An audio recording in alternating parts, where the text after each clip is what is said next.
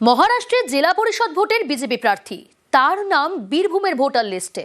Voter তালিকায় কারচুপির অভিযোগে সরব তৃণমূল।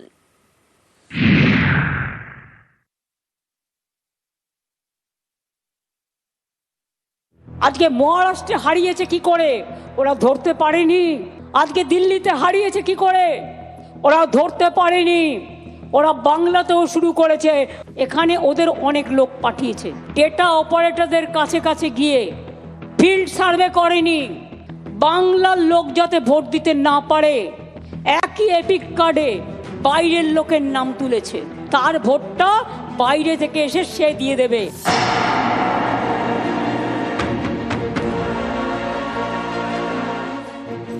পাখির চোখ রাজ্যের বিধানসভা ভোট।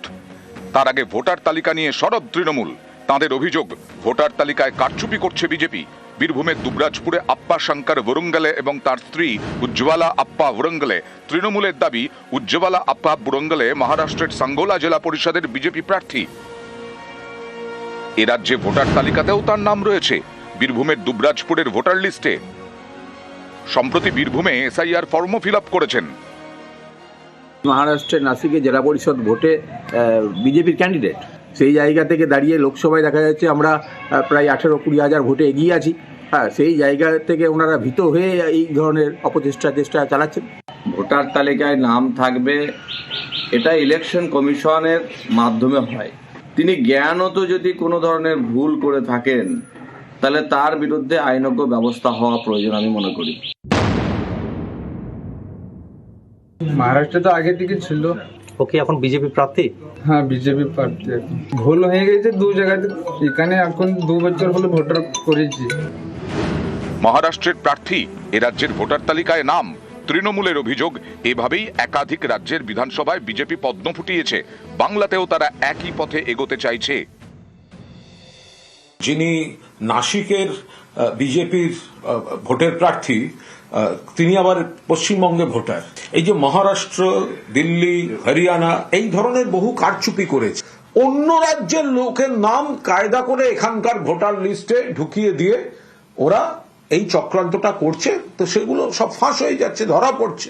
তৃণমূলে ঢুকিয়েছে হয়তো, কারণ নাম ঢোকায় কে? বিএলও ঢোকায়। বিএলও মানে কি? সে অঙ্গনারী কর্মী হবে। এই আরো ইআরও আছে, অর্থাৎ বিডিও, এসডিও আছে। এদেরকে জিজ্ঞেস করতে হবে না। নিউজ 18 বাংলা।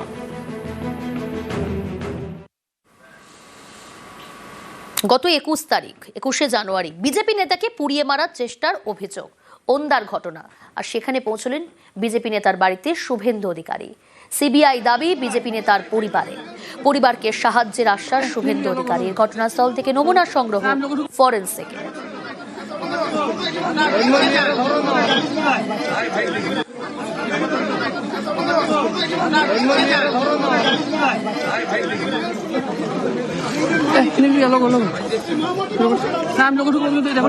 কোনো রাজনৈতিক দল করে? হ্যাঁ। কি করে? বিজেপি। তাহলে কারা লাগালো বলে মনে হয়? কারা লাগালো সেটি কি করে?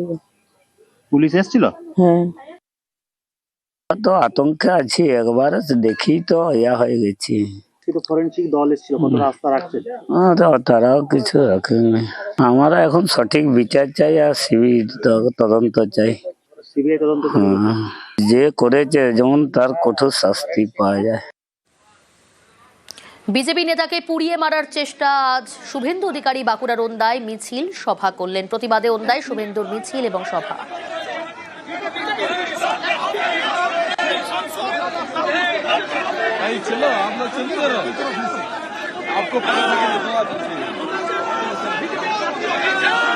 পুলিশকে বলে গেলাম, 26 তারিখের মধ্যে যদি গ্রেপ্তার না হয়, খুঁজে দেওয়ার দায়িত্ব পুলিশের, আমাদের নয়। তাহলে 27 তারিখ তাপসকে নিয়ে গঙ্গার ওপারে যাব। যেমন অসুখ তেমন ওষুধ, কোথায় ভিটামিন দিতে হয় আর কোথায় অ্যান্টিবায়োটিক দিতে হয়, আপনাদের ভূমিপুত্র শুভেন্দু অধিকারী সেটা জানে। কাটোয়ার বাদপুরা গ্রামের 51 নম্বর বুথে সেখানে এসআইআর শুনানির রিসিপ্ট কপিতে শুধুই সই।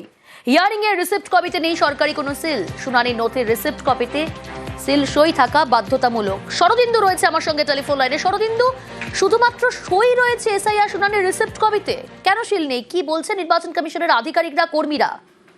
দেখো, কোথাও শুধুই সই, আবার কোথাও সিল নাই, আবার কোথায় সই সিল কিছুই নাই, কোথাও আবার রিসিপ্ট কপিও দেওয়া হচ্ছে না, এমনটাই অভিযোগ করছেন শুনানিতে আসা বাসিন্দারা। কাটোয়া মহকুমা জুড়ে বিভিন্ন যে বাসিন্দারা তারা এই অভিযোগই করছেন, অনেকেই অভিযোগ করছেন এবং তারা জানতে চাইছেন যে কেন সই করা হলেও সিল দেওয়া হচ্ছে না, বা কেন তাদের কোনো রিসিভই দেওয়া হচ্ছে না, বা কোথাও আবার সই সিল কিছুই থাকছে না। এই প্রশ্নই তারা তুলছেন যে তারা যে হাজিরায় উপস্থিত হলেন, তারা যে ডকুমেন্ট জমা দিলেন, তার কি প্রমাণ তাদের কাছে রইল? তার ফলে তারা যে জমা দিলেন পরে চ্যালেঞ্জ করার যে বিষয়টি সামনে আসবে, সেক্ষেত্রে কিন্তু সমস্যায় পড়তে হবে, এমনটাই উদ্বেগের সঙ্গে জানাচ্ছেন এই ভোটাররা। এবং তারা পাশাপাশি এটা দৃষ্টি আকর্ষণ করছেন যে জেলা নির্বাচন দপ্তরের যাতে সই সিল দিয়ে কি কি ডকুমেন্টস দেওয়া হলো তা তাদের জানানো হয়, সেটা নিশ্চিত করতে চাইছেন তারা। বেশ, এটা আমি দিয়ে গেলাম, আমি চলে যাওয়ার পর যদি কাগজটা মুড়িয়ে ডাস্টবিনে ফেলে দিল, তার আমি আর কি করে প্রমাণ পাবো যে আমি দিয়েছি আপনাকে? এই যারা সিগনেচার দিয়ে প্ল্যানটা সিগনেচার করে দিল, এটা কি দাম আছে? এটা তো অন্য জনেরও সই হতে পারে। ওনারা বলছে আমাদের কাছে এরকম আসেনি, কোনো সিল নাই।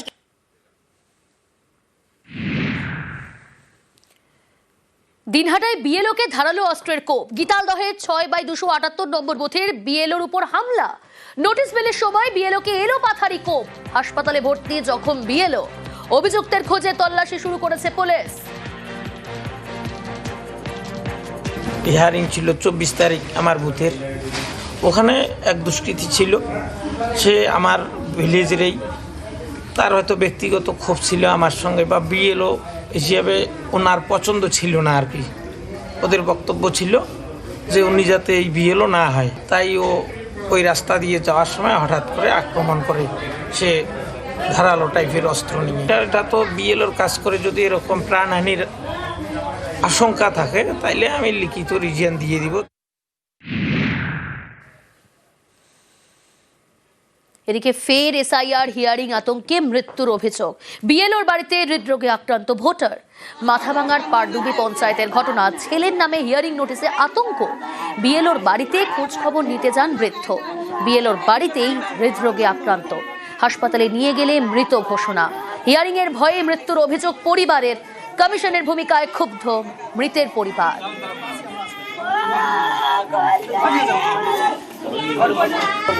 আমিনুল, এটাই ভুল। আর ওর নাম আছে আমিনুল বস্তাদার, আর ওখানে আছে আমিনুল বস্তাদার। এই জন্য সমস্যা। এই বাবা 2 দিন ধরে টেনশন করে। আজকে সকালবেলা আমাকে না বললে সাইকেল নিয়ে ওই বিলাল অফিসে মানে বিএলওর বাড়িতে গেছে। যাওয়ার পরে উনি যখন বলছে যে হ্যাঁ আপনার ষোলো সেটের নামে নোটিশ আসছে, ওই তখনই টেবিলে মাথায় দিয়ে ব্রেন স্ট্রোক করে উনি চলে গেল দুনিয়া থেকে। আজকে সকালবেলা আসছে, আমি যখন উঠান ঝাড়ু দিতেছি তখনই আসছে আর কি। তো বললো যে আসে নাকি দেখে দেন। তখন আমি ঝাড়ুটা হাতের থেকে রাইখে ওখানে দেখলাম ফর্মটা, তো দেখলাম যে ওনার ছেলের নামে আছে, তো লেখালেখি করতে হবে। তখন উনি কথাই বলতে বলতে মাথাটা ঠেকায় দিল টেবিলের উপরে। তখনই ধরে ইয়ে করলাম, বাড়ির লোককে ফোন করলাম, আসলো ওরা, এসে করে নিয়ে গেল।